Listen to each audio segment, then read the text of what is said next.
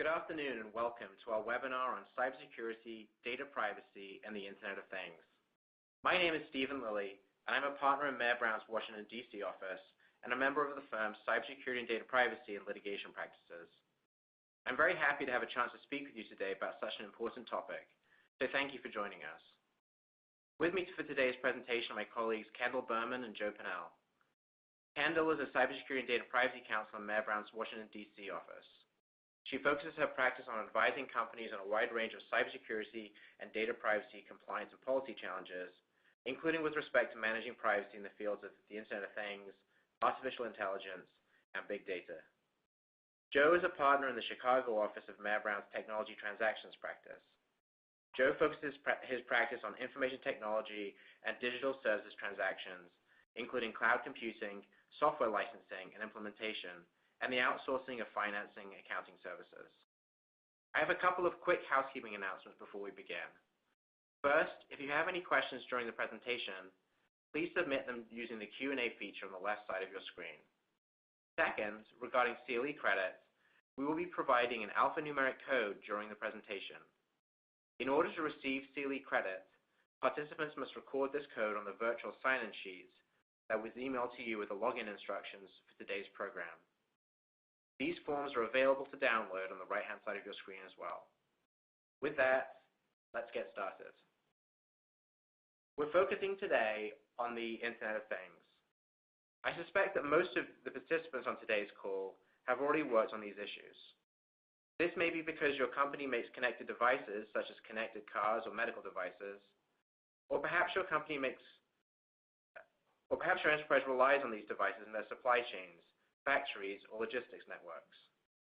Alternatively, your business may be drawing on data that comes from IoT devices, such as to create new types of insurance policies. And if you haven't already worked on these interesting issues, the chances are good that you will very soon. That is because IoT presents truly vast opportunities for businesses.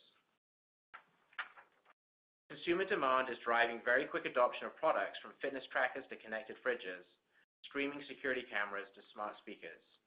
These connected devices are quickly becoming the new normal at home.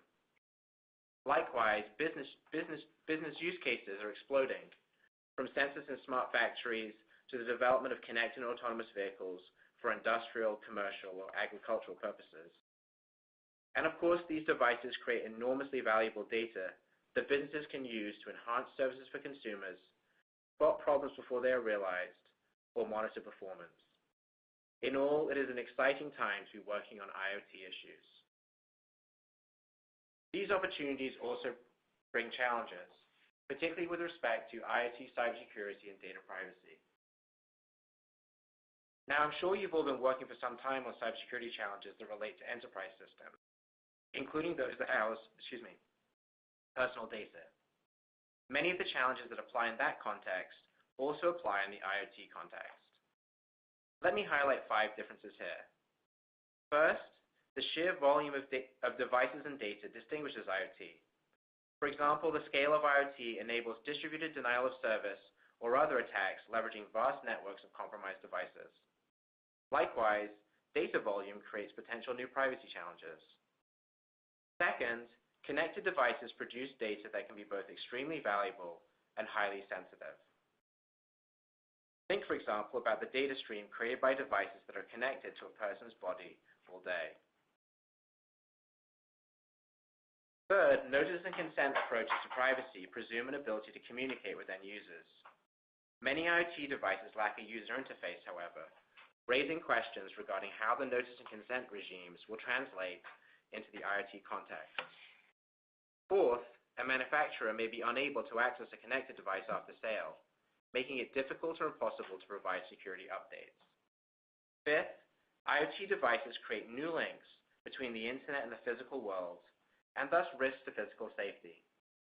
This integration of digital and physical worlds substantially raises the stakes of security challenges, something that the FBI highlighted back in 2015 in the public service announcement seen here. The bottom line, then, is that while IoT presents enormous opportunities for companies, they will benefit from thinking through cybersecurity and data privacy issues as part of their decision to make, sell, or otherwise rely upon these innovative devices. So with that background, let me provide a quick roadmap for our conversation today. I'm going to kick us off with a discussion of cybersecurity and the Internet of Things. Next, Kendall will walk us through data privacy issues in the Internet of Things, followed by Joe's discussion of contracting for IoT. After that, I'll add a few comments on the litigation landscape for IoT, cybersecurity, and data privacy, and with a bit of luck, we'll have a few minutes for questions.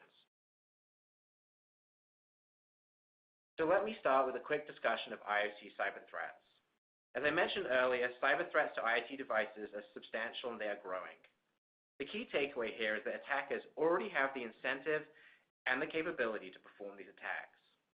The Mirai botnet, for example, enslaved countless IoT devices to send DDoS attacks that briefly took down significant portions of the Internet, all as a result of a scheme to make money hosting servers for the game Minecraft. Likewise, ransomware hit medical devices and connected factories last year, and crypto mining attacks in which IoT devices are used to mine for virtual currency have begun to appear. And one point to emphasize here is that while direct attacks on individual safety, think of a hacker trying to run someone off the road, have not been seen yet, other attacks can have substantial indirect consequences for safety. Think, for example, of a medical device being compromised by malware. So what should companies do?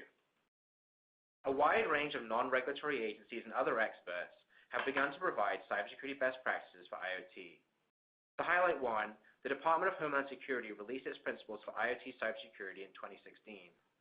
It is intended to cover a wide range of devices, from personal fitness trackers to industrial control systems used by manufacturers and critical infrastructure providers.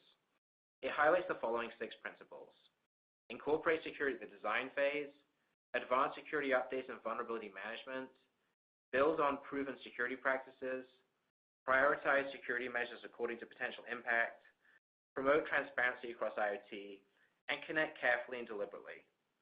I'm going to discuss some of these principles in greater depth later in the presentation, but to summarize, these principles generally reflect accepted cyber risk management practices consistent with the NIST cybersecurity framework that likely forms the baseline for many of your company's approaches to cybersecurity.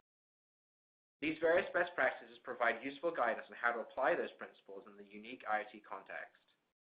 That said, they generally reaffirm the basic idea that cybersecurity is an exercise in identifying, prioritizing, and mitigating risks, and that this concept applies equally in IoT as in traditional enterprise settings. I want to spend most of my time today talking about a handful of specific security issues that companies are facing in the IoT. Before I turn to those topics, though, I briefly highlight the significant attention that regulators are already paying to IoT cybersecurity. The bottom line is that failure to take reasonable steps with respect to IoT cybersecurity could well lead to a company being subject to a regulatory investigation or enforcement action. For consumer products, the FTC has made clear that it intends to use its enforcement authority to police IoT security. In fact, the FTC said that it generally views the principles that it summarized in its publication Start with Security as transferable to the IoT context. These include such concepts as performing penetration testing before product launch, ensuring secure development, and having a program for receiving vulnerability reports. NHTSA has also provided its guidance on how automakers should think about automotive cybersecurity challenges. I'm not going to go in depth on the NHTSA guidance because it reflects a lot of the ideas that I'm going to spend more time on in the next few slides. So let me just highlight 3 things. First, the guidance again generally tracks to the NIST cybersecurity framework. Second, it encourages the adoption of programs that are generally the same as those highlighted by the FTC. And third, NHTSA has already shown that it takes these issues seriously through a recall based on cyber vulnerabilities. Likewise, the FDA has provided device manufacturers with pre-market and post-market guidance for managing cyber risk in medical devices. Again, I'm not going to go into detail, but let me highlight a couple of things. First, while there certainly are differences, the general consistency between the FDA guidance and that of the FTC and NHTSA confirms the value of looking to other regulatory contexts to understand trends in IoT regulation. Understanding how different regulators are approaching IoT cybersecurity can be extremely valuable for determining what constitutes reasonable cybersecurity, even for companies that are not directly regulated by that agency. Second, like NHTSA, the FDA is taking cybersecurity seriously, as seen in its willingness to use its recall authority based on cybersecurity vulnerabilities. Okay, With that, I'm going to turn to the first of 5 priority issues that present significant regulatory and liability risks for IoT. Penetration testing refers to the practice of testing an IoT device and related systems to find vulnerabilities that an attacker could exploit. It is generally expected by regulators at this point, both in the enterprise and IoT contexts. The FTC, for example, has included the failure to perform penetration testing among alleged inadequacies in the practices of companies against whom it has entered consent orders. To that end, a company will benefit from ensuring that it has processes and policies that ensure that penetration testing is performed in a consistent, sound manner, and that it contributes effectively to the company's larger vulnerability management efforts. For example, a company may wish to develop processes and policies that address elements including the scope of penetration testing, in other words, what systems are subject to penetration testing, and its frequency, vulnerability scoring, remediation policy, and how this relates to the remediation policy governing vulnerabilities identified in other channels, and responsible stakeholders. In doing so, companies will want to be careful to avoid pitfalls such as engaging in testing that goes beyond the company's authority, such as permitting its researchers to test third-party systems in a way that goes beyond contractual rights, choosing a team with inadequate experience or resources to perform the testing, or failing to understand the resulting report or to act upon it in an appropriate manner. Company counsel also should consider the extent to which to direct the performance of penetration tests in order to be able to provide candid legal advice about potential vulnerabilities in a product. Under this model, the penetration tests would be performed in much the same way that an internal investigation is performed under privilege. In taking such an approach, counsel will also likely want to think about how to share the results of penetration tests with third parties or to build an internal record. This is because regulators increasingly expect penetration testing to be performed on connected products. So a company will want to consider how it will demonstrate it that it has performed penetration testing without unduly waiving privilege. While such questions about legal privilege can require some thought, it should be possible to generate solutions that support business needs while also allowing for candid legal advice. Another related priority area is the creation of bug bounty programs, or other forms of coordinated disclosure programs. Under these programs, companies establish a mechanism through which independent security researchers, or white hat hackers, can submit reports about vulnerabilities in the company's websites or products. These programs establish rules of engagement with the researcher. Typically, they require that any disclosure of the underlying vulnerability is delayed until that vulnerability has been remediated. In some of these programs, the company provides cash payments or bug bounties to the researcher, with amounts typically key to the severity of the bug found. Regulators are increasingly encouraging companies to create coordinated disclosure programs. When they work well, they allow a company to draw on the expertise of third-party researchers and to thereby increase the odds that a vulnerability would be remediated before it is discovered by a criminal hacker. But coordinated disclosure programs also bear legal risk. Exactly what a company authorizes white hat hackers to do, and whether hackers will actually understand and follow that direction, can have significant legal ramifications for a company. The stakes of a coordinated disclosure program are particularly high in the IoT context. Most significantly, third-party researchers with limited knowledge of how the company's products and supporting systems work could unintentionally engage in testing that creates unsafe conditions for a product, the network which supports that product, or other connected products on that network.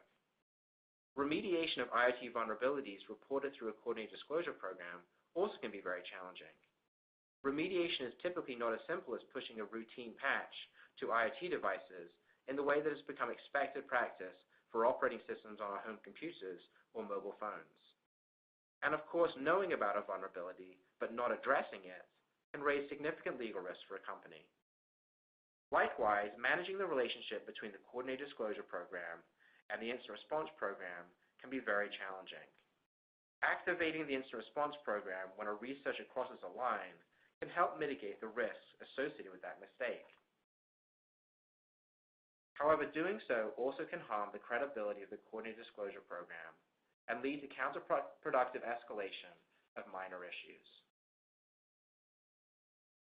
Regulators also have been scrutinizing manufacturers' commitment to security by design, which can be summarized as taking security considerations into account throughout the product development lifecycle. Secure development is a challenge in the context of any system, but the challenges in the IoT context are particularly significant. First, companies may have to foster entirely new collaborations within their organizations to take security into account effectively at the design stage.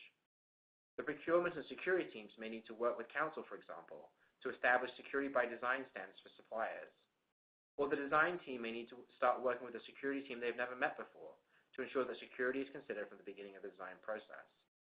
And for companies that have foreign parents that have responsibility for product design, the American subsidiary may need to explain to the parent company the importance of security by design and how to meet related regulatory expectations.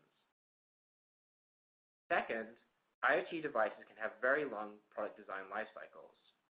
A manufacturer of such a connected device will not know all of the potential threats that an IoT device will be exposed to on the day of its launch, let alone after it has been out in the field for 5 to 10 years. Third, many IoT devices are low-power sensors or other simple devices with very limited computing power. Adding security to those devices can be extremely challenging, whether because they cannot support encryption, preferred security measures would drain battery unduly, or because of simple economics. Those devices may need to rely upon other related systems to detect and address anomalies. But that, of course, raises basic questions, such as what happens when the responsible service provider goes out of business. Nonetheless, the expectation that companies engage in security by design is a reality. As a result, companies will be well served to develop sound, secure development policies for IoT devices and to refine them over time based on their experience managing these challenges. IoT incident response is another area that can require very significant coordination among a wide range of business units. Imagine, for example, a cyber attack on a connected car. Public scrutiny is likely to be very high, so a car company will likely need to involve its press team, its customer relations team, and the business units responsible for managing engagement with regulators. The company also will likely want to involve the technical teams responsible for understanding and remediating issues in the relevant components, whether a head unit or a braking system, and may need to reach out to the R&D team that developed the product in the first instance. The company also probably will need to work with the supplier of the product or component and any related services. Plus, the security team will want to provide its particular expertise, including through the identification and evaluation of any malware and appropriate remediation. And of course, the legal team will want to be centrally involved in the response to the incident, providing legal advice to the various business units and helping ensure the internal plans and policies are followed. All of this is to say that preparation, including through the development of sound policies and procedures and practice, can be enormously valuable for IoT incident response. A company that works out the roles and responsibilities of the many different stakeholders in IoT cybersecurity in advance of an incident is far more likely to respond effectively to that incident than one that has not gone through that process. The final priority issue that I would flag relates to governance of IoT cybersecurity at the enterprise level. Governance has been a priority issue in cybersecurity generally for some time. Various government agencies have pressed for C-suite engagement on cybersecurity issues, and litigants have claimed that boards of directors have failed to exercise appropriate oversight over their company's cybersecurity programs. Companies should expect to feel equivalent pressure to adopt effective governance mechanisms for IoT cybersecurity. In meeting this goal, companies may be able to rely on existing governance mechanisms for enterprise cybersecurity. But as discussed, IoT cybersecurity can require collaboration between a wide range of internal stakeholders. As a result, companies may want to evaluate whether existing governance structures are adequate or if, for example, a new committee should be created internally that coordinates the efforts of the full range of stakeholders. And with that, let me hand it over to Kendall to discuss data privacy in the Internet of Things. Thanks, Stephen. In my section, I'm going to be discussing data privacy in the Internet of Things, and I'm going to begin with an overview of the privacy risks inherent with IoT, which requires an understanding of both the specifics of personal data collection enabled by the product, as well as what actions or decisions are triggered in response to the information that the IoT product collects. As a first principle, it's important to remember that not all IoT is the same. In fact, as described by Stephen, there's incredible diversity in IoT services and products, and this also includes diversity in terms of the personal data that can be collected. Industrial applications for IoT, such as sensors and machine-to-machine communications, may rarely interface with individuals and collect only incidental personal data. But IoT also includes consumer products designed to be worn on the body or used in homes and can be capable of collecting a great deal of sensitive personal information. However, just because a product collects only limited personal data does not mean that there are no privacy risks associated with its use. And this goes to the second point, which is you must understand how data collected by the device can be used and further shared. To take that same example of an industrial use for IoT, such as a sensor on a manufacturing product, while not designed to gather information directly from a person, if this product communicates location information back to an organization, then the person using or in regular contact with the device, such as an employee, could also have personal information revealed about them through the use of the device. Third, IoT facilitates new and unexpected ways to collect sensitive categories of data. For example, devices that are able to collect biometric data, such as facial recognition and fingerprints. And even where the category of data may not be new, the use of IoT may facilitate the collection of such personal data in ways that we do not expect. The final point on this slide is that IoT is a driver for the development of artificial intelligence. And this type of analysis can show personal details through patterns and insights, as well as make sensitive predictions about individuals through even mundane data that may not seem at first personal or sensitive. On this next slide, I've included a visual that describes how IoT fits within the context or life cycle of artificial intelligence. At the top of the circle, you have collection of data. And there are obviously many sources from which to collect data for use in AI, but IoT is one of the most significant sources. IoT data can next be combined with other data to form rich data sets. Sometimes this data may be in de-identified or anonymous or aggregate form, but through the compilation and consolidation of data, more information can be revealed, some of which may be personal. This data is collected for a purpose, of course, and analytics or machine learning are often used to achieve that purpose through making sense of the data and driving towards the last box, which is output, or reaching a conclusion and taking action. IoT is often described in terms of its data collection primarily, but with this slide we want to emphasize the larger cycle in which that collection fits and the ways in which that may raise additional issues. On this slide, I've provided an overview of the legal frameworks in the U.S. that are applicable to privacy and IoT. In general, the focus in the United States is on the collection as opposed to the use of personal data. And at the top of the list of legal frameworks is the Federal Trade Commission's authority covering unfair and deceptive acts and practices in or affecting commerce. The focus of the FTC's authority is on the protection of consumers, and therefore the collection of consumer data. However, the FTC's Section 5 protection has also been extended to employees. What this means is that for businesses using IoT in a pure business setting without a consumer impact, protection and use of personal data is still a concern. The FTC has been active in bringing enforcement actions where privacy issues in IoT is concerned. Their action against ASUS Tech that settled in 2016 is an example. There, the FTC alleged that the home routers contained design flaws that allowed unauthorized individuals to bypass the login process and gain remote access to a customer's private personal cloud. One of the things the settlement with the FTC prohibited ASUS Tech from doing is misrepresenting the extent to which that product protects security and privacy of devices and consumer information. Second, there may be specific sector-specific laws governing the collection and sharing of data collected through IoT. including the Gramm-Leach-Bliley Act for financial data and HIPAA privacy rules for healthcare as examples. There may also be state law that applies to the collection of data or the disclosure of practices. For example, the state of California has stricter rules with regards to providing notice and obtaining consent before collecting certain data. And there are also specific state statutes that address, for example, the collection of biometric information.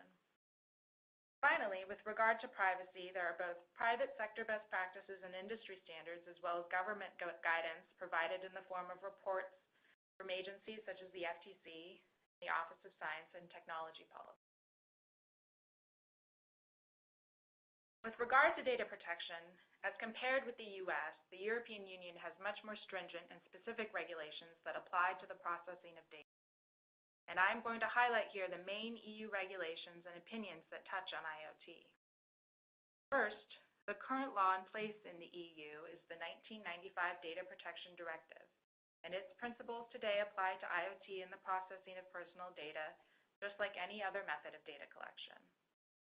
The Article 29 Working Party, which is a collection of the lead European data protection authorities, has put out guidance and opinions relevant to how the directive applies to IoT, which includes an opinion released in 2014 on the protection of individuals with regard to the processing of persons, which describes use cases and how IoT uses must observe the existing data protection framework. As you likely know, however, the current data protection directive in the EU will be replaced on May 25th, 2018, so coming soon later this spring, with the new EU General Data Protection Regulation. I will be describing in a moment 3 ways in which the GDPR impacts IoT, but first it's important to know that the new regulation expands the territorial scope as compared to the current directive, and applies to the processing of personal data from individuals in the EU, regardless of where the processing takes place, where the processing activities are related to the offerings of goods or services to data subjects in the EU, or monitoring the behavior in the EU. This expanded territorial scope can certainly pull in more organizations working with IoT than may have been covered by the current directive. It's also important to highlight the new draft e-privacy directive, which will bring new technologies into scope, including the Internet of Things. And while the GDPR targets personal data, the new e-privacy directive covers communications content and metadata regardless of whether it's considered personal or not. The draft language includes all the metadata related to and all data going through IoT sensors and devices, including, in proposed text, transmission of data between devices where there are no end users involved. So this is a potentially very big deal for IoT. I'll emphasize again that the e-privacy directive is still a draft and is going through the legislative process in the EU, but this is certainly something to keep your eye on. Given the backdrop of the legal frameworks in the EU and the US, I'd like to provide some key principles that should be contemplated by organizations in their governance of IoT. These are principles that may, in some cases, like with the GDPR, be required by law or are considered best practices. This is not exhaustive, but what I think are the 3 very important principles to keep in mind with regards to IoT. We will go through each of these in detail, but to summarize, you should be thinking of these 3 principles. First, minimize personal data collection and address risks of re-identification. Second, utilize, where appropriate, privacy by design and data protection impact assessment. And third, provide sufficiently clear and accessible information on data practices. To get into some more detail, starting first with data minimization and the risks of re-identification. It's important that you consider how to minimize your data collection, which is articulated as a requirement in the GDPR, and tailor what you are collecting to your processing purposes. Anonymized or de-identified data is not considered personal data, but it can be challenging to preserve anonymity in an era of big data because of limits, de-identification techniques, and combining and consolidating data sets often make it possible to link anonymous data back to an individual. The GDPR recognizes the concept of pseudonymized data as the processing of personal data in such a way that the data can no longer be attributed to a specific data subject without the use of additional information. The GDPR encourages the use of pseudonymized data over personal data and relaxes some of the requirements of GDPR for pseudonymized data while still treating it as personal data.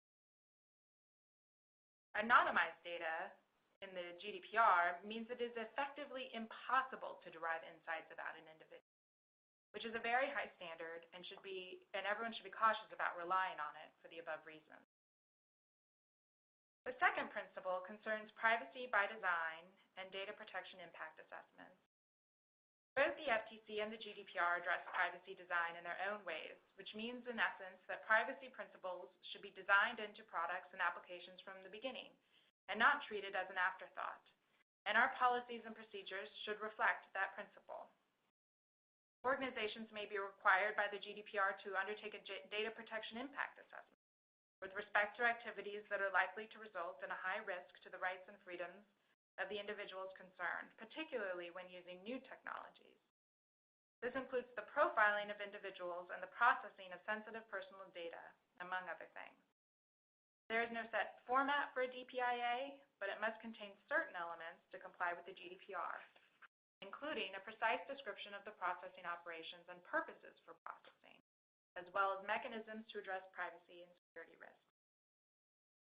Finally, you must, of course, provide information on your data practices, and this can be particularly challenging in the era of big data and IoT, where collection may be pervasive and the processing of personal data involves complex algorithms.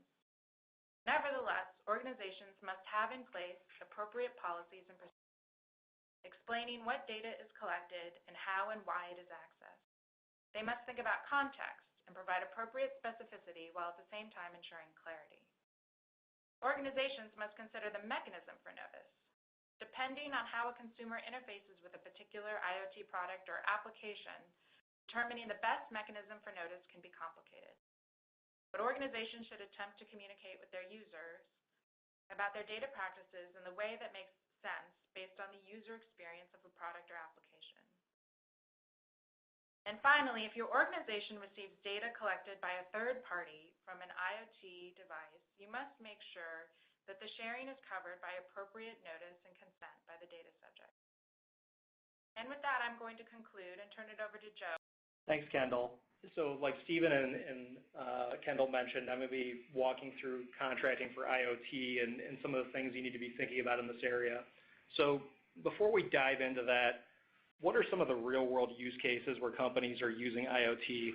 And Kendall and Stephen have both mentioned this a little bit, but we know all about the consumer IoT applications, be it your Nest thermostat, et cetera. But Boston Consulting Group has done some research on which business-to-business or B2B IoT use cases and industries will experience the most growth in the near future. So the bubbles on this graphic show the projected spending on those use cases, and the colors show the industry. A lot of these use cases are clustered around electric utilities, so demand response, smart meters, and distributed generation and storage.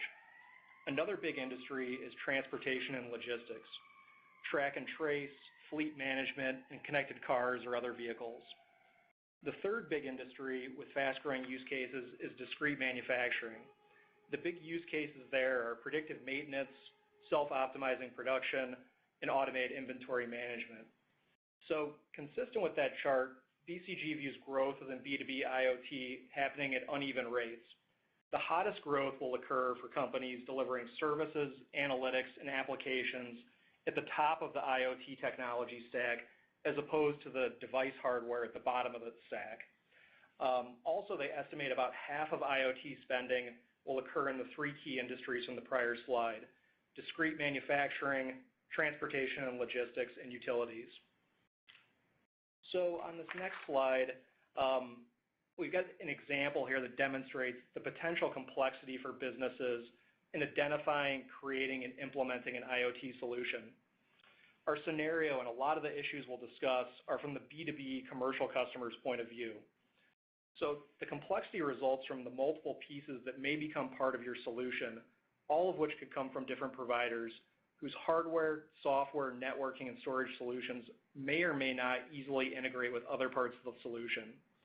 It's very early in the IoT maturity curve in end-to-end solutions in which the customer only needs to worry about buying the desired end product. Usually the data and analytics that come from use of the IoT solution are likely immature or non-existent. The smart devices side of this diagram over to the left could be almost anything from heavy equipment to lighting in an industrial or business setting to turbine engines. So let's take an example that's not shown on this picture, a retailer of groceries. Let's assume that you're a grocery retailer and you're contracting with a supplier for smart refrigerators and freezers which monitor and transmit temperature data back to you. The temperature and other product performance and product use data flows from the devices into a SaaS application which might be provided by a second supplier. The SaaS application could be hosted in the cloud on a third supplier's platform as a service solution. And additionally, you could be feeding the data into a fourth supplier's data analytics application. As you can see on this chart here, there are a number of integration points and potential performance and failure points as you follow the data flows throughout these IoT scenarios. So very quickly, given our time, how do you get ready to contract in this area? There are some steps that you may take as advisors to your business clients as they consider and implement B2B IoT solutions. First, develop contracting policies. Oh, looks like we backed up a couple slides. Okay, there we go. First, develop contracting policies that will address material risks, including security, privacy, and allocation of risks and liability. Second, determine how your company will conduct diligence on the potential providers in your IoT ecosystem. Third, identify the key risks and document potential ways to mitigate those risks. This is the essence of the data protection impact assessment required by GDPR, as mentioned by Kendall earlier. It's also a good practice for any company, even those not subject to GDPR. Next, understand where additional costs may arise outside of the solution. For example, you may need to create a separate means of communicating with your employees or other individuals to obtain consent, or you may need to consider how you will respond to a regulatory or legal request for data that is collected as part of your IoT solution, particularly data that may be stored locally on the individual devices versus in a centralized cloud. Next, avoid use of one-sided supplier forms whenever possible and develop your own templates. If you can't use your own procurement forms, then negotiate the minimum protections that you require. Related point, finally, based on your policies and risk assessments, understand where you may compromise. Do this in advance so that you may inform your business clients of the contracting and risk allocation gaps based on principles designed in a thoughtful process, instead of when you're in the heat of the moment at contract closing and your business clients are in rapid concession mode. So in the next few slides, we'll touch on some of the common contracting issues with IoT and then move on to some contract term checklists for IoT devices specifically, and then for the related enabling technologies like cloud and data analytics. So what are some common contracting challenges with these vendors? In many cases, the software and firmware used in IoT devices is open source. If your company's proprietary software is integrated with the open source software, your software could become subject to the open source license. Depending on the open source license, that could obligate you to make your proprietary software publicly available. As part of diligence for any IoT devices, you'll want to understand what licenses are being used. Sometimes identifying these licenses can be a challenge because of the complex supply chain for IoT devices. You may also want a commitment by the supplier that the devices are not and will not become subject to further open source licenses in the future. Next, as is contract terms. Like cloud vendors, IoT vendors may try to push one-sided click-wrap terms subject to unilateral change by the supplier. Third issue, interoperability. Can you interface the supplier's devices with third-party products? Sometimes suppliers will limit interoperability to products within their walled gardens of compatible products. Will you have sufficient flexibility to interface the IoT products with software and devices that you've selected? These are important questions that you need to think about during your sourcing process, not just when you get to the contract. Next IoT issue, technology currency. As Stephen mentioned earlier, sometimes it can be difficult to update IoT devices after they've left the supplier's factory. Most of the time, these devices aren't running sophisticated operating systems like a smartphone, and it may not be practical to apply an update or a patch to their software.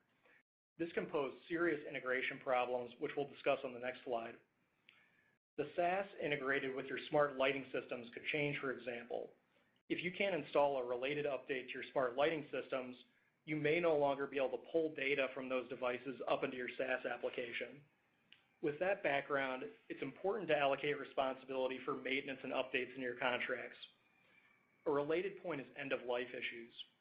Are you going to complete an expensive rollout of IoT devices and discover that the product or key features of the product will be unsupported in 2 years by the vendor? How long does the supplier commit to supporting these IoT devices? At a minimum, consider obtaining commitments to lengthy notice periods from the supplier before any feature is deprecated or the device becomes unsupported. Integration challenges. So, as mentioned earlier, there are a few end-to-end B2B IoT solutions available in the marketplace. This means that the customer must find ways to manage the issues that come up when integrating multiple parts of a cohesive system. A company may consider hiring a service integrator who has experience in this area to manage these issues. Certainly, it will be important for the company's tech and security teams to understand all the integration points to manage changes and incidents. Changes in one part of your IoT solution will have a domino effect.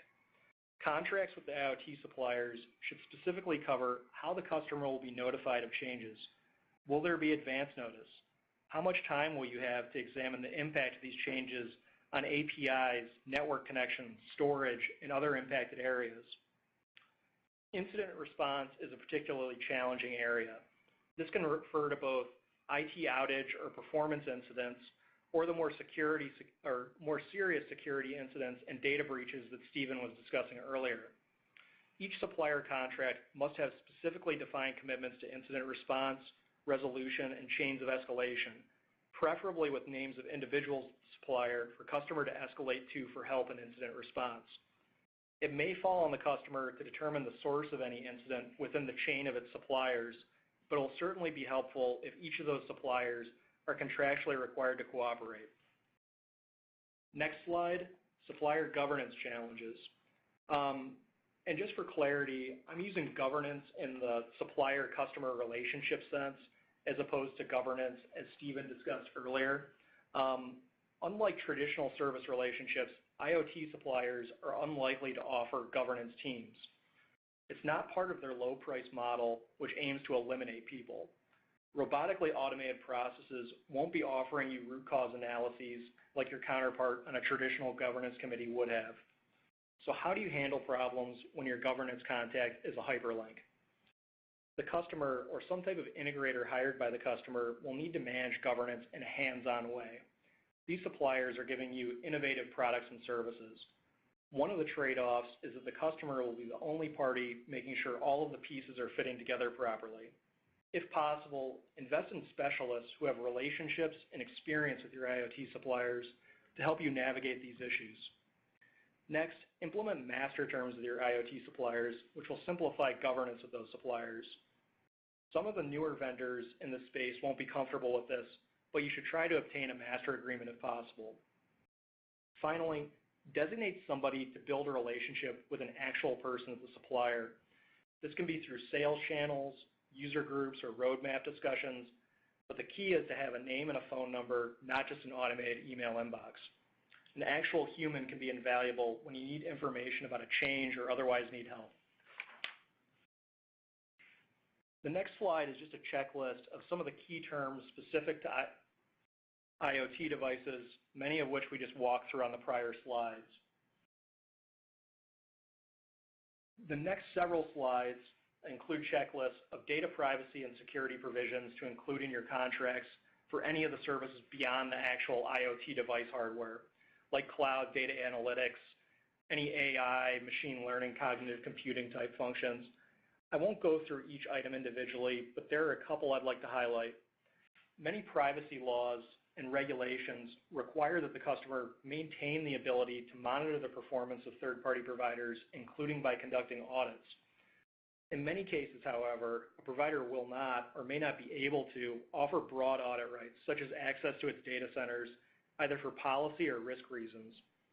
In those cases, the customer should ask the provider what types of third-party audits or certifications of their facilities they routinely obtain, such as multi-tenant SOC 1 and SOC 2 Type 2 reports, or an ISO 27001 certification.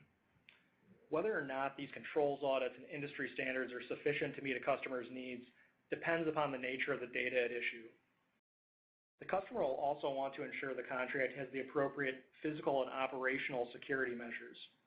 Again, depending on the nature of the data and the industry you're in, the customer may require penetration testing, vulnerability scans, and log retention times to ensure sufficient time for investigation of breaches.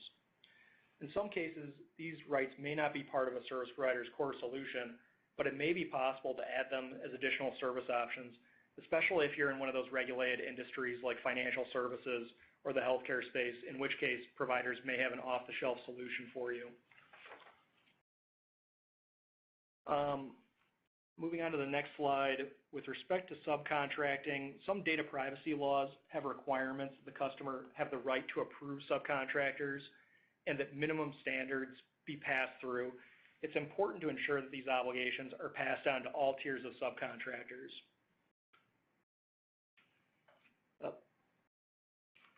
Finally, our checklist includes data breach notification requirements and related termination and reimbursement rights. Understanding the nature of the data in your IoT solution and the cybersecurity and data privacy laws applicable to that data are essential in negotiating these provisions. Depending on your IoT solution, your business is probably dependent on one or more service providers to A, notify you if a breach occurs, and B, provide you with necessary information regarding the breach in order to perform investigations or provide notifications to your customers as required by various laws. Data privacy laws are shortening the time frame for data breach notification, for example, 72 hours in the case of GDPR. Georgia's state data breach notification time frame is 24 hours. You as the customer will need to be sure that the contract adheres to the most stringent requirement applicable to your data. Additionally, the definition of what constitutes personal data is being broadened under many data privacy laws. For example, in California, personal data now includes an email address and password. Your contracts will need to include definitions of personal data that are broad enough for you to maintain compliance with these various laws. Similarly, the customer and provider should negotiate terms and conditions around what constitutes a data breach for purposes of triggering these provisions. You'll need to make sure that the definition of data breach is broad enough to ensure compliance under the various state, federal, international law definitions. And with that, I'll hand it back over to Stephen to talk about litigation. Thanks, Joe. Addressing the various topics we have discussed today should help reduce a company's litigation risk. Still, litigation is always a possibility, and I want to flag this as an important issue for the future. We have seen significant cybersecurity and data privacy litigation in the Internet of Things context already. Generally, the allegations have fallen into two buckets: that connected devices collected or used private data without user permission, or that connected devices were vulnerable to a cyber attack. Some of this litigation has been dismissed for lack of standing, as courts have rejected plaintiffs' theories that the device put a consumer at risk of future hacking, or that the consumer had lost the benefit of the security bargained for with the company. Other litigation has survived initial challenges, however, and settled. This litigation seems likely to continue to grow over time, and potentially very rapidly. Indeed, this litigation may raise exposure that goes beyond what is traditionally seen in a data breach case. This is because this litigation can implicate safety if the hacking of a connected device could lead to injury or death. And this litigation may relate to invasion of privacy in highly personal aspects of individuals' daily lives, outside the zone in which they traditionally use computers. And of course, that is not even mentioning the countless commercial applications for connected devices and the possible contractual claims or other commercial disputes that they could generate. In short, Internet of Things, cybersecurity, and data privacy litigation will be a key area to watch going forward. I'm not going to dive into these specific cases mentioned here in the interest of time, but certainly happy to carry on that conversation offline with anyone who's interested. So thank you to everyone who has submitted a question through the Q&A feature. I think we probably have time for one or two. So let me start by asking a question that came in for, I think it's probably best for Kendall. So the question is, should I have separate policies and procedures to comply with the GDPR? That's a great question. I think what we've done in this presentation is highlight a couple ways in which the GDPR presents strict requirements for those most relevant to the IoT space. I think in general it is definitely the case that you'll want to have separate policies and procedures around complying with the GDPR, depending on how your organization is sort of structured and the types of data processing activities that you undergo, obviously. But I think the main point that I want to emphasize is that the GDPR includes a large range of requirements that we haven't discussed here, and so with relevant, sort of requirements that will need to be addressed in those policies and procedures. And in most cases for U.S. organizations, it would make sense to separate those policies out, probably. Great, thanks, Kendall. This looks like a question for Joe. So Joe, how do you approach limitations of liability with respect to a data breach in cloud contracts and similar contracts in this space? Yeah, good question. I mean, I think the first thing to ask yourself is how much leverage you have. And if we're talking a low dollar contract with the 800-pound gorilla in the cloud space, for example, you may not have much leverage to get the liability terms you want with respect to a data breach. But I would say, just setting that aside and assuming that you've got a reasonable amount of leverage, you're a larger customer committing to a relatively large volume of revenue with a provider, even in that scenario, most providers aren't going to accept uncapped liability for a data breach. But a lot of customers do have success pushing for some type of separate liability super cap that applies specifically to data breaches and personal data breaches.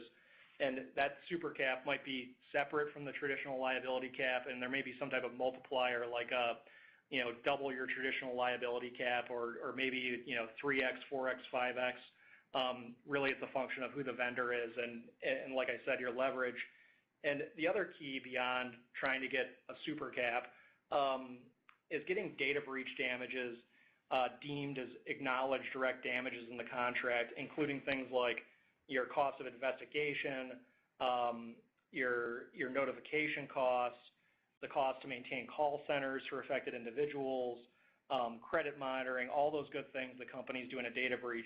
So, backing up legal principles here, ordinarily things like those would be deemed, indirect damages under law. They would be excluded underneath some type of consequential or indirect damages waiver. So the super cap isn't going to do you any good unless you have clear language in the contract that indicates those types of damages are acknowledged by both parties as direct damages and therefore recoverable up to that super cap you've negotiated. So those are the general watch-outs that I look for in that context. Great. Thanks very much, Joe. And maybe I'll take this question, which is, how can a company work safely with a researcher that doesn't know or trust? And this, I think, is a question for the bug bounty and coordinated disclosure context. And it's a great question because when you're working with a researcher and all you can see is a handle, which is sort of some potentially rude nickname with an ampersand or an at symbol, this individual could be from a foreign country, could be from a sanctioned country.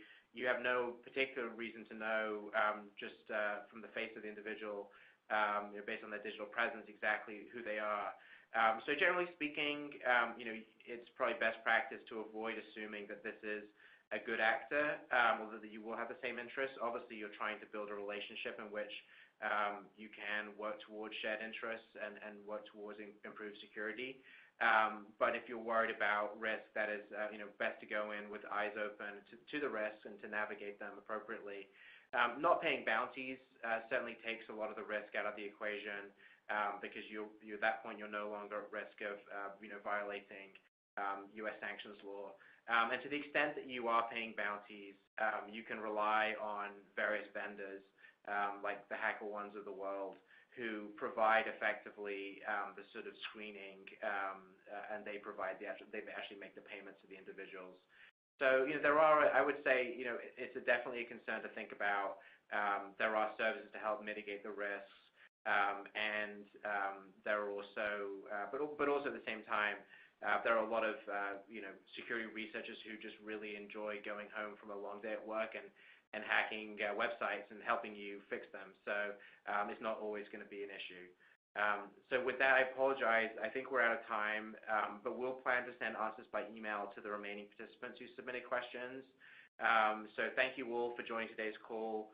We certainly hope the information was useful, and we'd like to invite anyone who's interested to order a copy of our most recent cybersecurity guidebook, Staying Ahead of the Curve, Cybersecurity and Data Privacy Hot Topics for Global Businesses. This can be found through visiting the firm's Cybersecurity and Data Privacy page. Should you have any additional questions relating to today's webinar, please email them to any one of us or to Nectaria Frolicher at nfroelicher@mayorbrown.com, and we'll get back to you quickly, either through myself, Joe, or Kendall. So thank you very much again for your participation, and have a great day.